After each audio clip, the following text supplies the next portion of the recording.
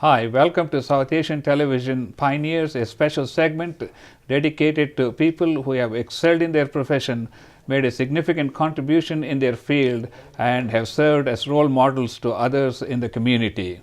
I am Dr. Nik Nigam, your host, and we'll be right back after these messages. Thank you for watching South Asian Television, and keep tuned in. I'm Dr. Nik Nigam. I'm here with Dr. Syed Naqui, who was a former professor of pathobiology at Texas A&M, and he's a professor emeritus at Cornell University, Ithaca, New York, and currently he's a professor of immunology at Weill Cornell Medical School in Qatar. Well, Nick graduated from College of Veterinary Medicine, Osmania University, India, in 1961. Yeah. And that's when I should say my career in veterinary medicine started. Yeah. And after I finished my graduation, I really did not know what area of veterinary medicine I should focus. I see, yeah. But it so happened that right after my graduation, I met an individual who became a very close mentor of mine, a professor from Kansas State University, who was an employee of USDA. I'm USAID at that time. Yeah. And he took me as a student of his, and then I started working with him. Yeah. And he was the one who was specializing in the development of poultry industry in India at that time. I see, yeah. And I became a part of that program, and so my career developed in that direction because of my association with Dr. Earl Moore, whom I consider to be a person who was the architect of my career. Most influential. And my, yes, he was very influential. What got you interested in veterinary medicine? You know, like most people, want their kids to go into medicine, law, engineering. Yes, you are absolutely right. Yes. I have to admit that I wasn't a very good student. Seriously. Yeah. Well, by looking at your resume today, I don't know if that statement holds good. Well, no, I started my career in a sort of a very modest way. And when I finished my intermediate, I was placed in the second division, and my door to the College of Medicine was closed because the people who only excelled with very high marks could compete to get into medical school. There were only two at that time in Hyderabad. So I wasn't qualified enough to. So since my interest was in biological sciences, I thought that the second best thing would be to go to veterinary medical school, and which I found to be an extremely rewarding career. That's the most fascinating thing, because right at the offset you said that you were not good enough, but at the same time, if you look at your 40 years or 4 decades of your accomplishment, it clearly shows that if we are not up to certain part, but there are certain things that we can do, which is a great inspiration for the new generation people to look into some of these, not mainstream professions like medicine or law, and still accomplish a very great deal of things in one's life. And then the country here today who have to cross these roads, do I go to medical school here, or do I go to medical school in Grenada or somewhere else, or England, and do I pursue a different career? So this really helps as an inspiration for other people. That's I appreciate you saying that. I certainly don't want to lump myself with great people who have started with very poor performance in their early schooling, and then became noted figures in the world. But Bill Gates is one example.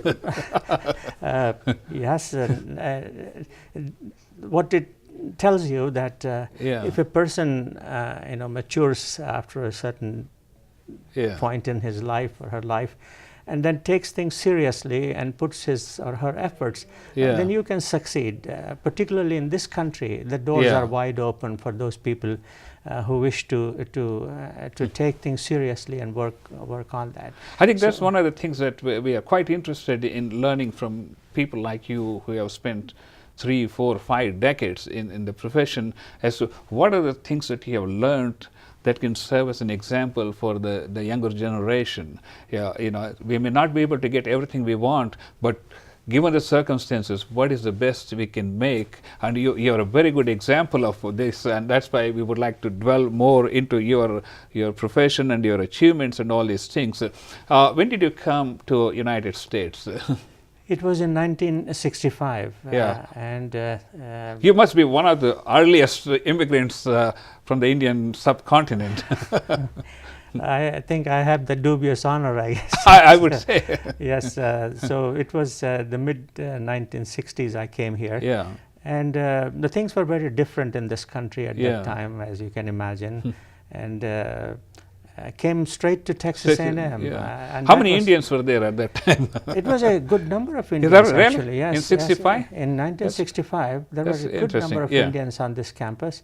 Actually, if my memory serves me right, among the different countries represented on this campus, Yeah. India was either second or third Is that right? in number. Yes. Yeah. We had a very large, and also at that time, I remember that Texas A&M had a program with the Mymensingh University of then East Pakistan. Oh, I see. There was a large number of Is that right? professors, junior professors, and students who were Yeah. under training here at that time.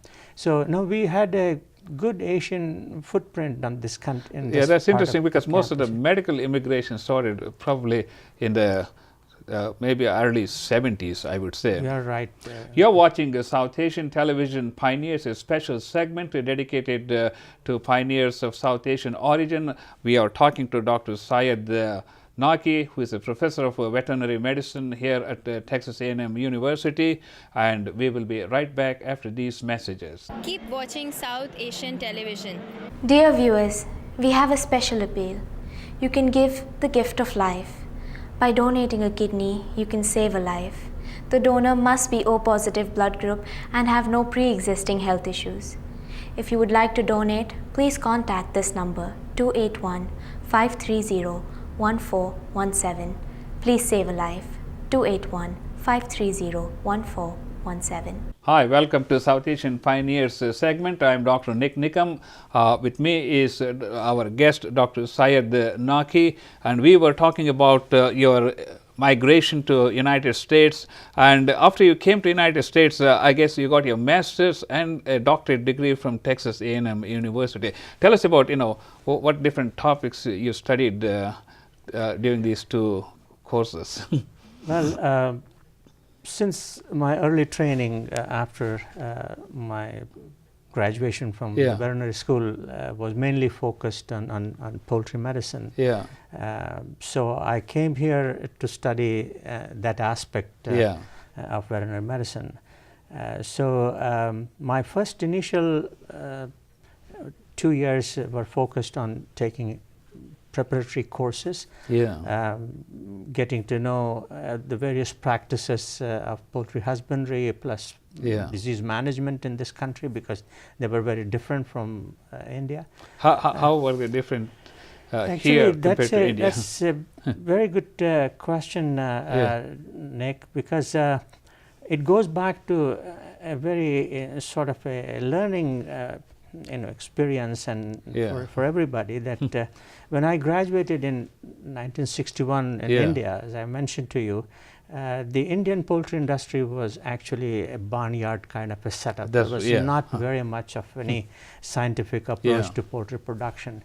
It was Earl Moore who can be called as the father of the poultry industry there. And so under his tutelage, I learned what I could under those circumstances. And one sort of a worth mentioning event that took place there, that through a family connection, I came in contact with a party that was interested in establishing a commercial poultry unit. And they hired me to do it. And so the first commercial poultry unit that was established in the state of Andhra Pradesh was done through my work. Whatever little I contributed, congratulations. and now Andhra Pradesh is one of the largest poultry producer, the biggest poultry producer in the country, and India by itself now has ranked now up to the 3rd or the 4th largest egg producer in the world, from a point where this was nothing but a backyard type of a setup to become one of the leading poultry producers. I feel like there was some connection that I can establish with this development. So that was that was that's fascinating, because in the very early stages of your professional career, as you said, if we put our mind and heart with whatever the resources we have, we can truly make a difference. And by leading that poultry industry, you have already shown that you can accomplish great things with limited talents that each one of us are gifted with. Thank you. Yes, I do agree with you, and it's a matter of also sometimes a matter of chance also. Yes. It was very fortunate on my part that I got in touch No, actually, with Mark Twain said luck is 99% perspiration and 1% chance. Yeah, I guess you're so right. so You're there's right. something to be said, because there's things no just don't appear at our doors. Exactly. No substitute for hard work. Yeah. That's correct. Yes. And I see, you went back from veterinary medicine to microbiology. Is there a relationship between these two, or what was the reason Yes, we it's switched actually your a very fundamental relationship, Nick. When I started studying poultry diseases, most of the diseases are caused by microbes, microorganisms, bacteria, viruses, and fungi, and so on and so forth, and parasites. Yeah. So you automatically get into microbiology if you want to study diseases. Yeah. So from that particular route, or through that particular venue, I got into microbiology. And then when you start studying microbes, there are lots of interesting areas you go into that. So from a practical approach to the control of diseases, you go into more basic research about the microbe itself, the nature of its multiplication, the epidemiology, where the reservoirs are, how the infection occurs, what organs are affected, the pathology, the microbiology of it, the immunology of it. So all those things come together. So at the time when I was doing my PhD, microbiology was a sort of a composite of all these disciplines. And now if you talk to the graduate students, they are now pursuing molecules, they're going after a specific molecule. My approach at the time when I was going to college, the approach was that we were looking in a holistic fashion. We were looking at the organism itself, that what was happening, and the interaction between host and parasite, so to speak. And those were very fascinating fields. So I landed into the field of microbiology through my interest in poultry diseases. And then I realized, and as you as a medical doctor realize it better than I do perhaps, is that 60–70% of the microbes are common between humans and animals. Yeah, we're going to come to that topic about relationship between veterinary medicine and human health and well-being. Then you did a PhD, and what was your field of interest when you did your PhD in Texas A&M? It was an interesting field, but the question that I tried to answer in my research was that if there is a viral infection of the intestinal tract, and the model was a bird, what happens to the intestinal microflora? I see. The intestinal microflora is a protective flora. What we have in our intestines, we have got almost like 500 different species of microbes in our intestines. They are protecting us from the disease. Actually, they are microbes, but they are protective microbes. But when a virus enters, it upsets that balance of various microbes. And what are different microbes that become more aggressive, more invasive because of the virus? The virus will open the door for infection, but these bacteria which are there, which you can call as opportunistic organisms, then they invade and do the rest of the damage. So that was my study. of which particular species of bacteria I see, are involved in the development of the disease after the virus infection. Yeah. So it was an interaction between a parasite such as a virus and the microbes, which are actually commensal organisms, and how they interact to produce the disease. It's fascinating because every word you're saying when I'm seeing patients in the hospital is the same phenomenon that we use. Indeed. Because when you give antibiotics to patients who have stomach virus or something or bacteria, you kill one bacteria, but at the same time the opportunistic organisms take over and create a much more difficult havoc to deal with. You are so right. You are so right. Actually, this is what either a virus or the antibiotics given orally can upset the intestinal microflora, creating this situation where a disease can occur. Yes. Yeah. Okay. So, and you have been here at the Texas A&M for almost 3 decades or more, I should say. Well, actually, it so happened that I came here in 1965, finished my PhD in 69, and I worked till 87, and I was on the faculty, became professor of microbiology here in the College of Veterinary Medicine. And in 1987, I went to Cornell. I became professor of microbiology there at Cornell University in Ithaca, New York. And I was there for 15 years. I taught there and did research. And then in 2002, I retired and came back here. And then 2 years later, I got this position to teach at Cornell University Medical School in Doha, Qatar. So that is a sort of a thumbnail, picture of what I have done in this last 4 decades. Or 4.5 that's decades. interesting. It's fascinating, and you have spent so much time in this field, and there's not too many people from the South Asian origin who have really spent a great deal of time in the field of veterinary medicine. We are talking about Dr. Syed Naqui, who is a professor at Texas A&M University. Thank you for watching South Asian television, and keep tuned. Welcome to Ron Carter Toyota, where East meets West. Looking for your dream car? Come to Ron Carter, the biggest Toyota dealership of Alvin, Texas, where they make you feel at home. At Ron Carter, you can negotiate their C-Style and drive away in your dream car. May Madness with interest rates as low as 1.9% on Avalons, Siennas, Corollas and Venzas, plus a $500 rebate. Special offer on Toyota Camry with a 0% interest rate for 36 months and a $1,000 rebate. Ron Carter of Alvin, Texas is #1 for a reason. Mike Tomlin, General Manager, and his sales team at 877-260-9389 today. Let me read some of these things. I mean, this is really, really very impressive. Number one is W.F. Gord Award from Veterinary Medicine in Hyderabad back in 1961. You said you started off slow, but you certainly accomplished something within a couple of years after graduation. And after coming to United States, you received this John Delphine Award for research from Texas A&M University, and that was in 1968. Then Northern Laboratories Distinguished Teacher Award again at Texas A&M in 1980. Then followed by that, we have Texas A&M given by Former Students Association in 81, and the list gets better and better as we go along. And you had the Pharmacy and Upjohn Research Award in Animal Health in 1999, and the most impressive is given by Weill Cornell Medical College in Qatar for year 2008, 2009, and 2010 for being the best teacher.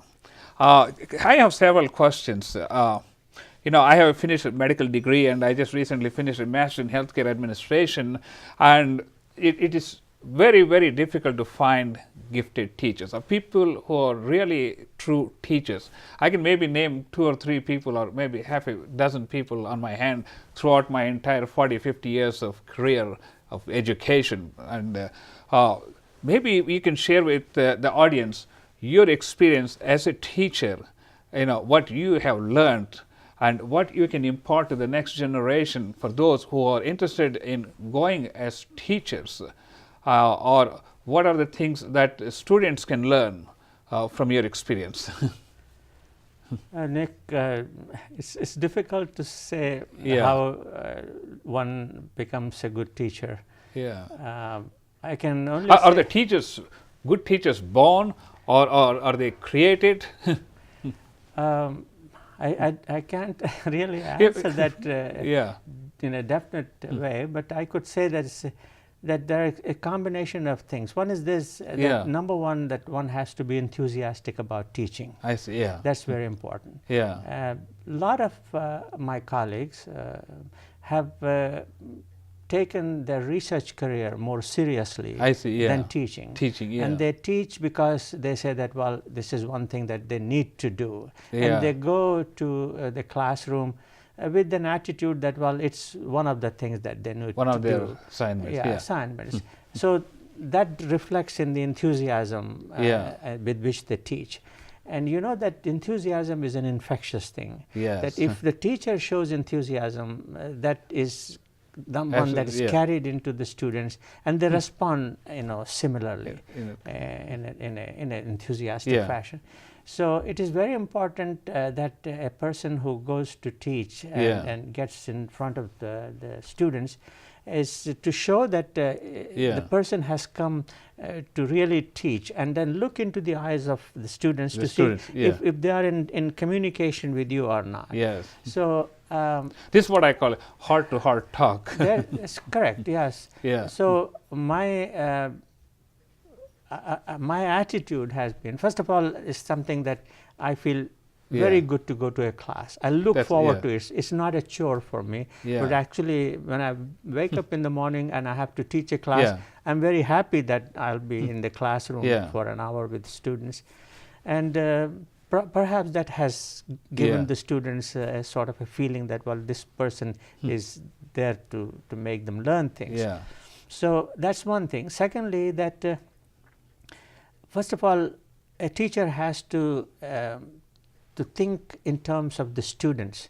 You cannot stay above the level of their thinking and try to teach. There are people who come from backgrounds, they're very learned people, and they bring the subject at a level which is much higher than the students' understanding.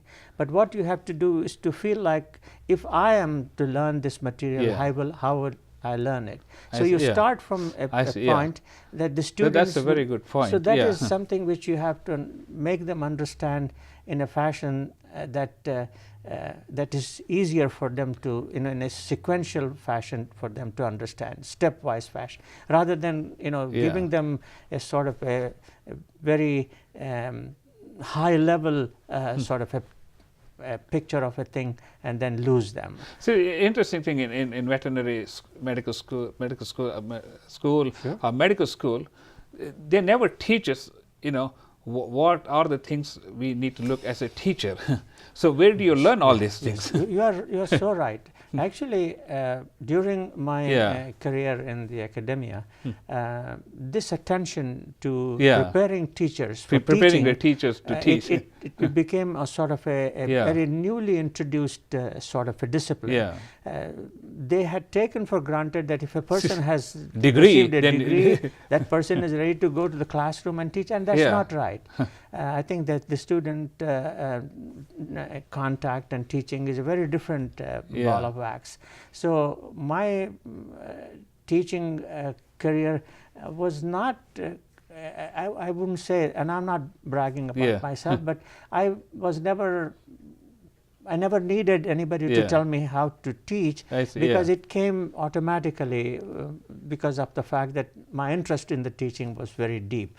And so, but that was important point, that the schools, colleges, then they started to pay attention when the students started to give their feedback, saying that they are not able to follow this. Well, that's a very important point you bring about the students. Hold the thought, because right after the break, we want to continue with the response we get from the students and how it interplays with making our teaching. We are watching South Asian Television Pioneers, a special segment. I am Dr. Nik Nigam, and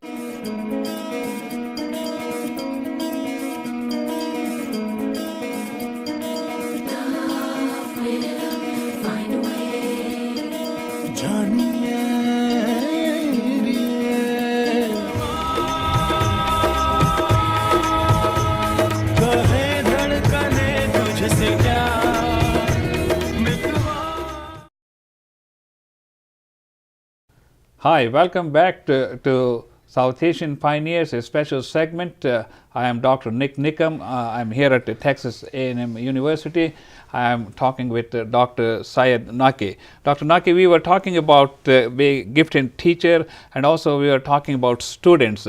And I understand, talking about students, one of the awards you got from the Texas A&M was, of course, given by the former Students Association. Tell us about this very special award that you had. Nick, this award is given once a year to a group of faculty and also administrators. And the time I was, I received this award, 3 teachers from the university used to be given an award. I see, yeah. And they were chosen by the students. I see, yeah. Because it's a former student award. And the awards that are given in teaching, they actually start from the students themselves. Their feedback is what makes the administrators decide who is the person to receive it.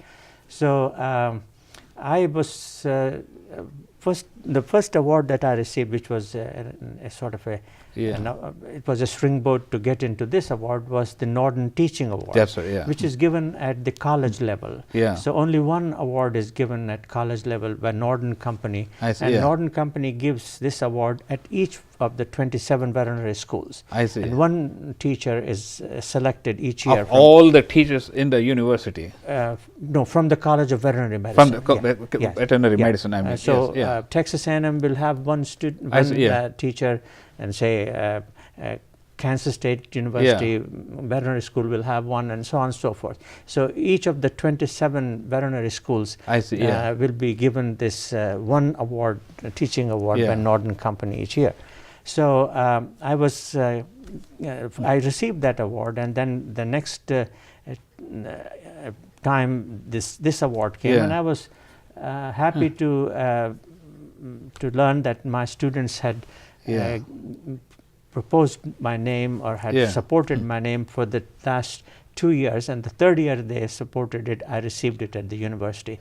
So it was. How many contestants were there for this particular award? I would say the entire faculty, the entire teaching How faculty. many faculty members? I would say about 3,000 plus. Oh, out of 3,000, you were the first person to receive congratulations. I mean, this is not a small achievement, because that's why I'm emphasizing all along.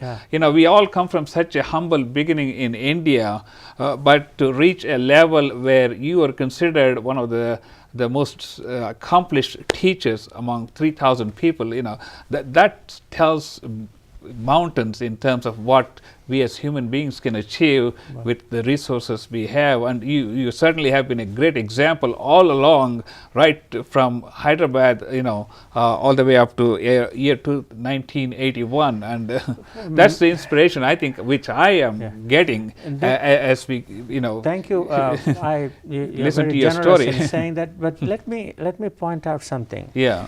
The greatest blessing, I would say, that I have received is that I have been in the company of some very elite faculty at Texas A&M, and equally so at Cornell, and maybe more so at Cornell, because Cornell is regarded as #1 veterinary school in the whole country. I see, that there are 2 Ivy League schools which have got colleges of veterinary medicine. One is the University of Pennsylvania. I see, the other one is Cornell. The Cornell is ranked consistently as #1 veterinary school in the country.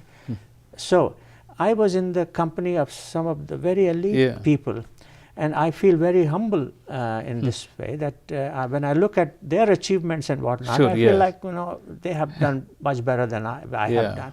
And these are the things which I always look at them and try to reach the levels of my colleagues, my faculty members, who are just they're just.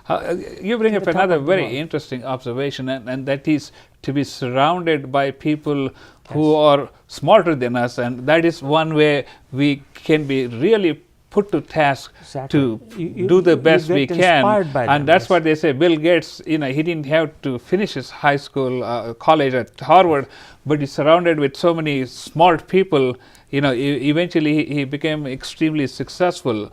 We were talking about students and the interaction between the student and the faculty. What are the things you have learned from the students over the last 3 decades in terms of your teaching? Students are sort of a mixed bag. Yeah. Each class has its own personality. Yeah. And there are students who are deeply interested. Yeah. And you don't have to force feed them. They are self-learners. There are students who are in the middle of the pack, so to speak, and they need help consistently, and they excel by putting effort. And then there are some students who are slow.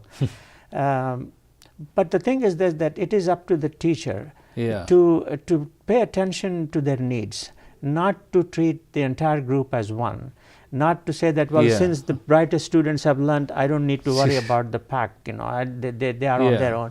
So you have to address the group in a fashion that you are communicating with the group, not with segments of the group. So that's a very important point, but I never thought of that as a teacher, it's like a father, you have 3 different kids who are totally different. Absolutely. And each one of them have to be treated individually. Absolutely. But we don't see that in academics institutions, where professors will just come and just read the slides and then they say, here's the homework, you do it and you go. But you bring up a very important point that each segment of a student population has to be treated differently, because we want to get the composite outcome much better than this what we would get by just doing a cookie cutter approach. It's easy to teach students who are self-learners. Yeah. It's very challenging to teach those who are at the bottom of the pack, and to bring them up, and then make them feel like they count, and not to neglect them in a fashion they say, well, we are not as good as the others are. So just to constantly tell them that no, you are as good as the others. It's just an effort is needed, and usually they come through quite nicely. Tell us about this relationship between Weill Cornell and Qatar. This is something new. When did they start this, having satellite programs, and how it has evolved? Nick, this program at Qatar started about 8 years ago now. And the genesis of it, all the nuts and bolts of it, I'm not very familiar with administratively how it developed, but as a sort of a broad picture of it, it appears that the government of Qatar, which is a small, sheikhdom in the Middle East, the royal family, the Al Thani family, is a very progressive family. Several of their kids have studied in the US, and among the family, the first lady, who is Sheikha Musa, she is a very learned lady, and at the same time she is the one who loves education. Just being learned is not enough, but she values education. So she started a program under the auspices of Qatar Foundation. Okay, hold your thought. We have to take a commercial break, and when we come back, we'll continue with the conversation about Qatar, and then we would like to move on to another important topic, your leadership, and how you have been able to excel and what lessons we can learn from that. You're watching South Asian Television Pioneers. I am Dr. Nik Nigam. Stay tuned. Leave the dial where it is, and we'll be right back after these messages.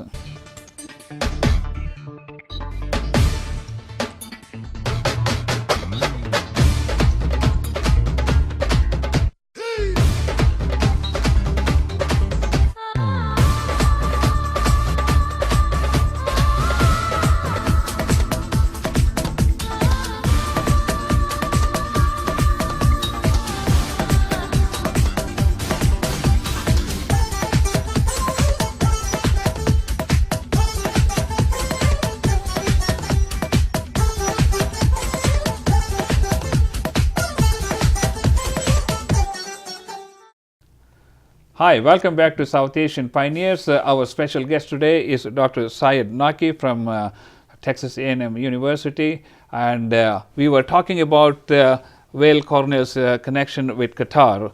And tell us, and then we'll move on to leadership. Certainly. As I was mentioning that the project appears to have hatched in Doha, Qatar. And the leadership of this program goes to the First Lady by name Sheikha Mosa. And this the lady of the Al Thani family leader, so to speak. I see, And they invited various universities to establish a single college of eminence. I see, Texas A&M was chosen to establish its engineering program there, and it has an engineering program. I see, Cornell was asked to establish a medical college there, so we have a medical college. Carnegie Mellon has got a college there, and so is VCU, the Virginia Commonwealth University has a program, and so is the Georgetown University, Northwestern. So all these more or less elite universities from this country were invited by Sheikha Mosa, who is the chairperson of Qatar Foundation, which has got enormous economic funds, resources to do this. And the campus, which is in Doha, and it's called Education City, it's worth seeing. And it's massive campus with massive buildings, extremely luxuriously built, expensively furnished, and all the equipment that you find here plus more you'll find over there. And they have recruited some good faculty also.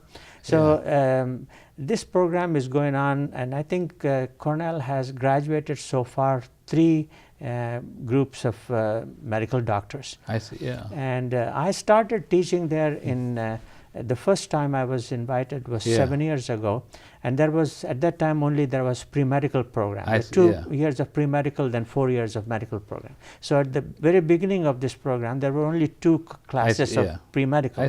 So I was asked to teach in the second year the immunology as introductory course, and then I started teaching in the first year of medical school in host defenses. So it's a very good program, and I always tell this, Nick, that the idea of starting a program like this, which will bear fruits not immediately but in the distant future, is more important than the non-renewable resources that country has, like their mineral resources, gas and things like that. They will be gone because they are finite resources. But this is infinite resources. So you train your population, you bring them to a certain level where it becomes a self-sustaining thing.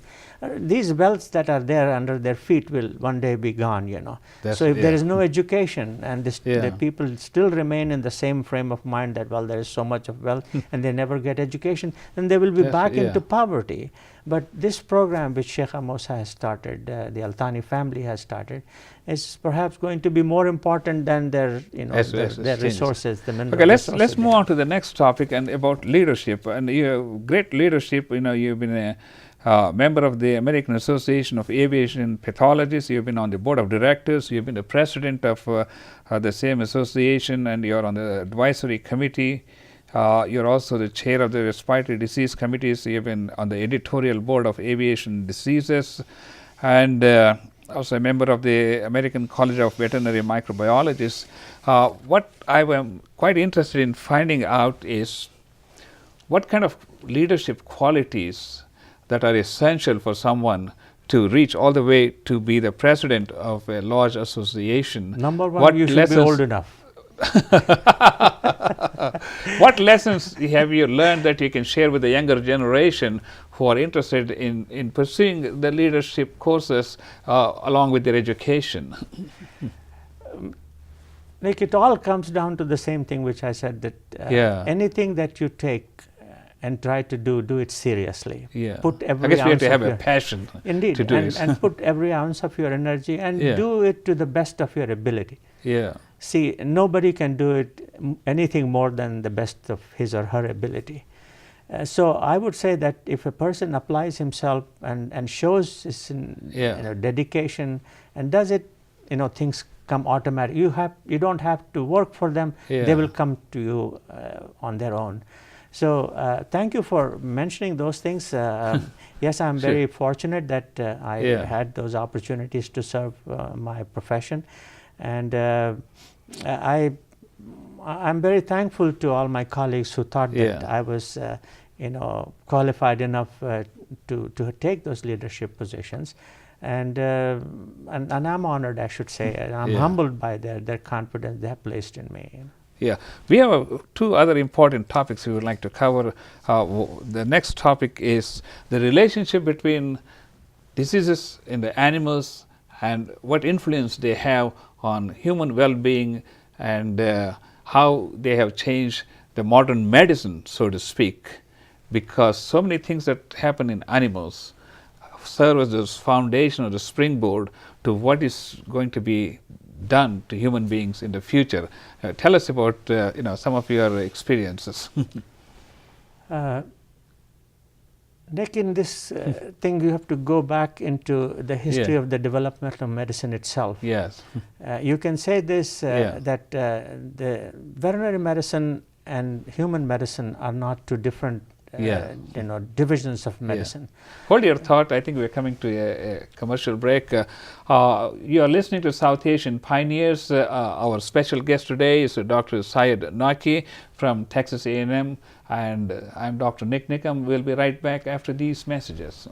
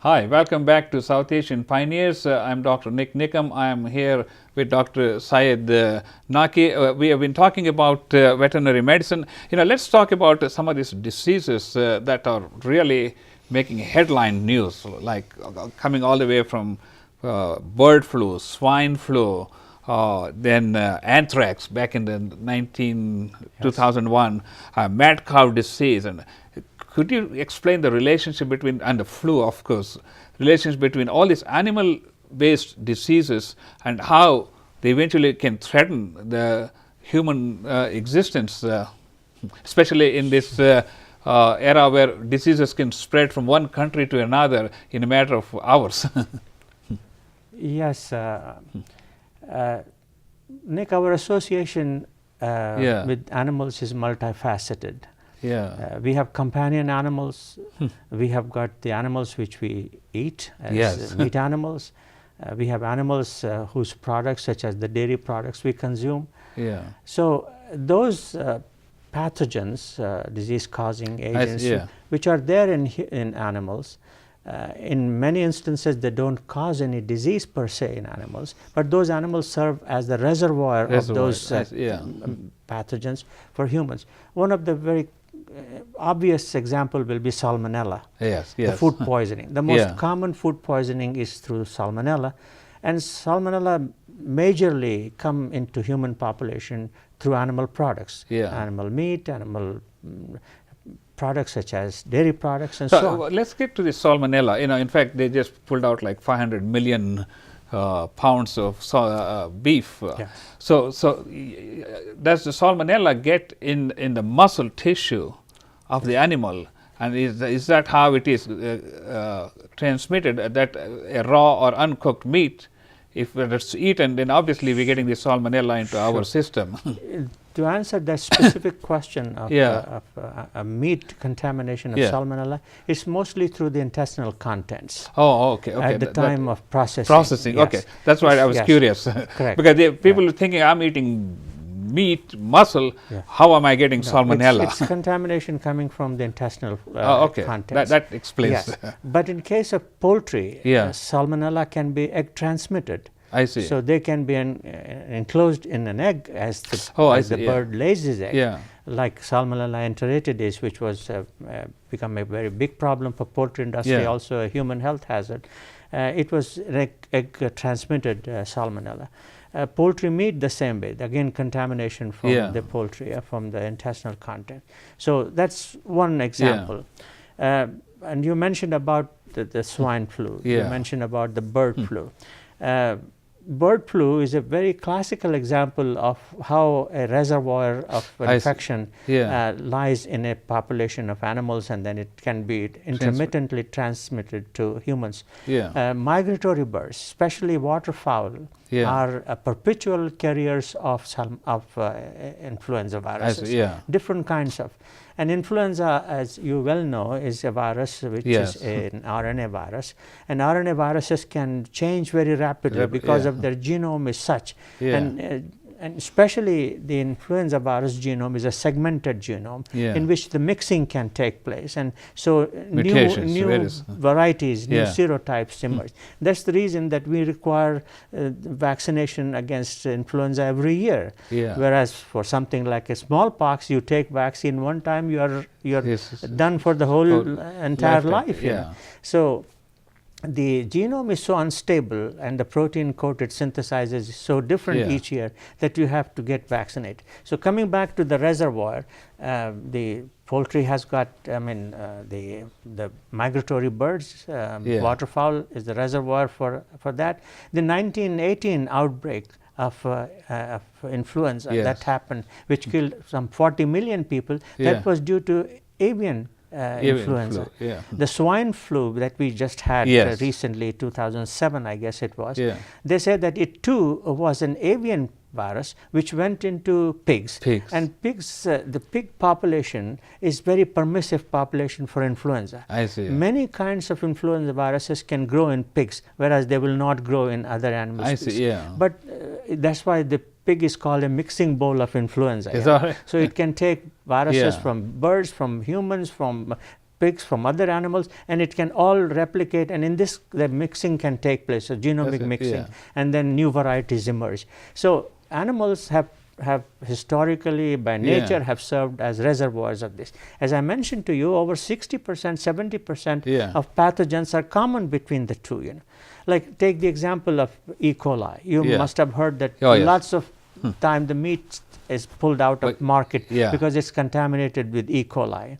E. coli is a common resident of intestinal and but it can become pathogenic. It's an opportunistic organism. It can become pathogenic and acquire some characteristics of toxigenicity. And when that happens, and when the meat is contaminated, then we become sick. So this kind of a relationship is historically true for a long time. This is the reason now that veterinarians have played a very key role in the epidemiology and in the public health situation. Talking about epidemiology, now I have a very interesting question. One, is it just by nature, is it possible for us to see another type of bubonic plague type of a disease transmitted from animals which could be widespread all across the world, or could it be in the hands of terrorists who could use these models to produce, widespread disease? Indeed. See, SARS. That's severe acute respiratory syndrome. That almost became pandemic. That's right. It could have become global, but again because of we remember the scenes where millions of people wearing masks in China and at the airport and everywhere. The aviation traffic was all mingled up or bungled up because of the fact that they were not allowing people to board and whatnot. They were taking body temperatures of travelers before they were allowed to get in, and so this is a possibility which is always there with us. But how we deal with it is becoming more and more efficient now. At one time, the bubonic plague you talked about, they say that it killed half of the European population when it first entered there. Smallpox, it used to kill millions of people. And so on and so forth. So our ability to control has improved, but the reservoirs are still there as they used to be some thousands of years ago. So there's no. So I guess we made a significant progress in the field of medicine and veterinary medicine in containing these diseases from, because we used to deal in India, we used to deal with parasite diseases and all these other things. But today we don't deal with those kind of diseases because footnote to that is important for your audience to know. That the husbandry practices now of raising literally hundreds and thousands of animals in close confinement, it allows these organisms to perpetuate very quickly. And the whole flocks can get affected. And before they become infected and clinical signs appear, they sometimes go to slaughterhouses. And they are processed and they come into our food channels without people knowing that they were infected. And these things can happen, but don't happen often enough for us to be that concerned. This is fascinating, how our conversation is moving from teaching, education, leadership, and into interrelationship between animals and human beings as far as diseases are concerned. We have to take a break, and when we come back from our break, we'll be talking about veterinary program at Texas A&M. So all of you who are interested in learning about the veterinary program, stay tuned, and all the others also stay tuned. And I'm Dr. Nik Nigam. We'll be right back after these messages. Rosita, did you know there's a right way to sneeze? Let's show them, Emma. Got it. When you feel like your nose needs to give it a chew, this is how you act, this is what you do. Lift your arm up high, bend it toward your face. Sneeze right there in the bendy place. Achoo! You can do it with ease. Achoo! That's the right way to sneeze. Thank you. To learn more about preventing flu, visit flu.gov. Hi, it's Elmo. And I'm Secretary Kathleen Sebelius. Elmo and Secretary Sebelius are here to tell you how to stay healthy this flu season. First, you learn to sneeze into the bend of your arm like this. Oh, very good. Always wash your hands really well. And remember to have a plan in case your child is too sick for school, so someone can stay home with them until they get better. Stay healthy, America. Hi, welcome back to South Asian Pioneers. I'm Dr. Nik Nigam. I am here with Dr. Syed Naqui at Texas A&M campus.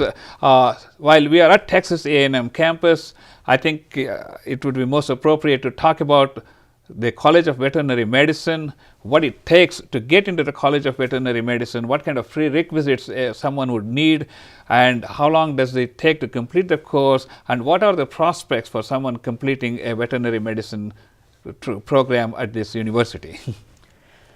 Nick, without going into the specifics of the requirement for getting into veterinary schools, the requirements are very parallel to those that are needed to get into a medical school. Is that? Yeah. Very much so. The courses that you take, the basic courses are very common. Not only science courses, but also courses in language, in math, and so on and so forth. You have to have background in physics. You have to have background in chemistry, biochemistry.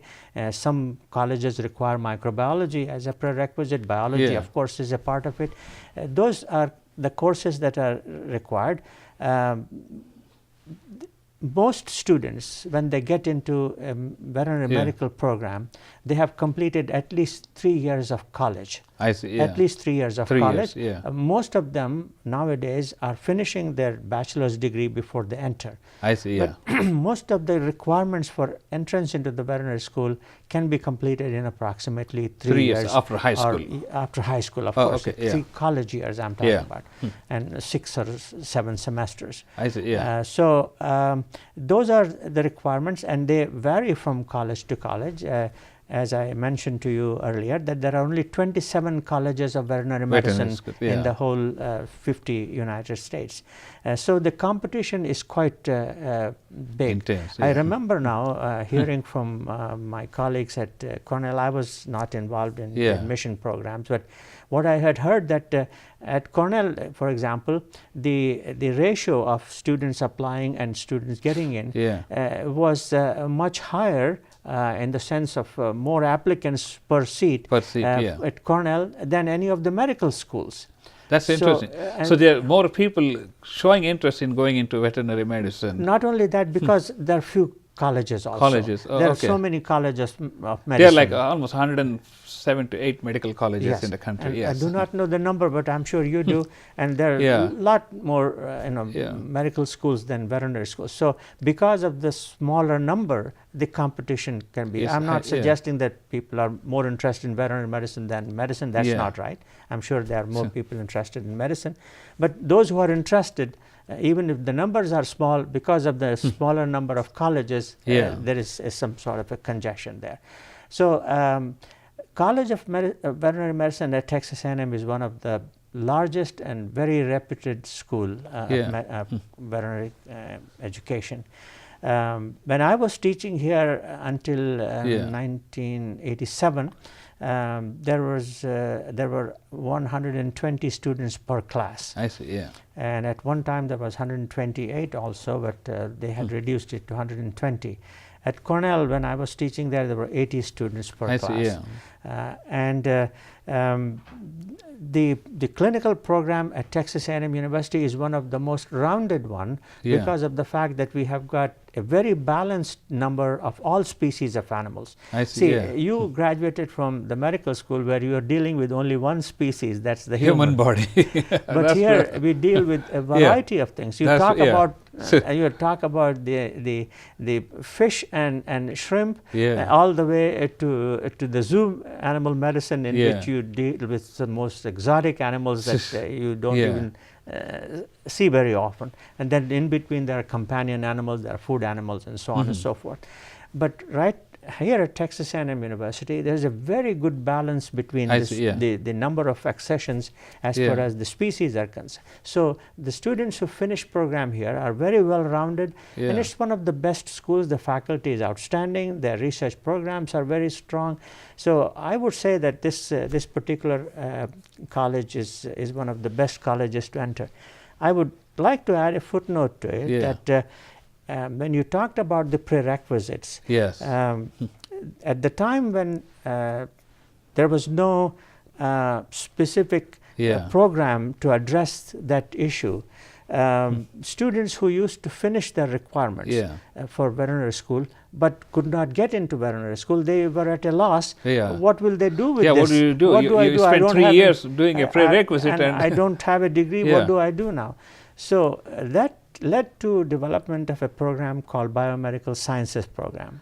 And it is housed in the College of Veterinary Medicine. I see, And it has mushroomed into a very large program. And at one stage, I thought there were about 500 students per class. So that was about 2,000 students in the program. I may be wrong on this figure, but it was a very large program.